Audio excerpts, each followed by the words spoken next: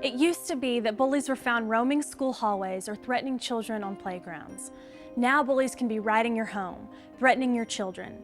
They're called cyberbullies.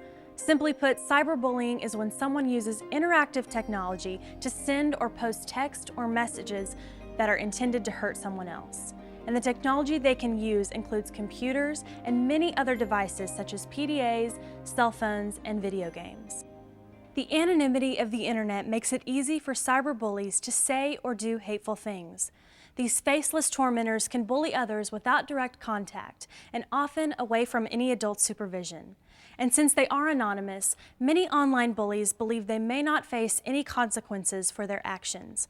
And anyone, from the most popular in the class to the outsider, can be a victim of cyberbullying. It can happen from around the world and take place 24/7. In many ways, it is far more dangerous and damaging than typical bullying. What do these cyberbullies do exactly? It really is only limited by their imagination. Some send flame mail, which are hostile messages through an instant messaging service or social networking site. Others create online polls to humiliate students in front of a large audience. And still others post provocative pictures or private messages to public sites without the victim's consent. My ex-best friend, took embarrassing photos of me at a slumber party and sent them around to the entire class. It was so humiliating that I wanted to switch schools. I haven't talked to that girl in months. The same rules you teach your child in the real world apply to the cyber world. It's important that your children know that they should respect others online. If they wouldn't say it in person, they shouldn't say it online. You also have to be responsible in providing them with the tools they need to keep them safe from cyberbullies. Tell them that they must not share passwords with anyone. A friend today may often be an enemy tomorrow. Once someone knows a password, they can sign on as your child and send threatening email to someone else, posing as your child. Or they can find ways to destroy your computer or create other problems. Some kid in class told me about a horrible website. About me. My photo was on there and pages of hateful comments about me and my family. Why would anyone do this to me? How can you tell if your child is a victim of cyberbullying? One sign may be that the child stops using the internet all of a sudden. They could also act withdrawn and want to avoid school events or school altogether. The best way to prevent cyberbullying is to stop it before it starts. Get involved and educate your child. You need to constantly reinforce that they should come to you with any concern. If they tell you about a cyberbullying incident, remain calm and don't take their internet privileges away. Many children who have been cyberbullied don't tell anyone for fear that they will lose their computer or phone privileges. My friend and I had a huge fight.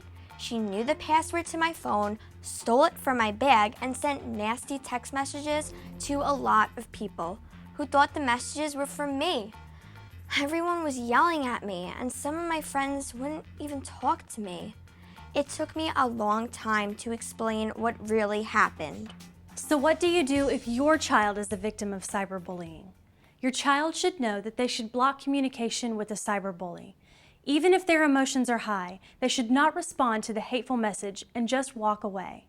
Bullies thrive on receiving an emotional reaction. Documentation is also important. Print all the materials so you have physical evidence. You can capture the screenshot of the hateful material on a website or chat room by using the print screen feature. For emails, be sure to save emails with the full headers. Headers contain data such as the sender's name and email address and information that can pinpoint the sender's location in the real world. Documentation includes cell phones too. If bullying involves a cell phone, don't delete the messages. Leave the phone messages as is so they can be used as evidence, and be sure to record the time and date that the messages were received. You also need to report the incident. If it happened over the computer, report the abuse to your internet service provider or ISP. Many providers have an email address listed under the content page where you can describe these events. Using this information, your ISP can work to trace the bully right to his or her house. If a student is involved, call the school officials to alert them.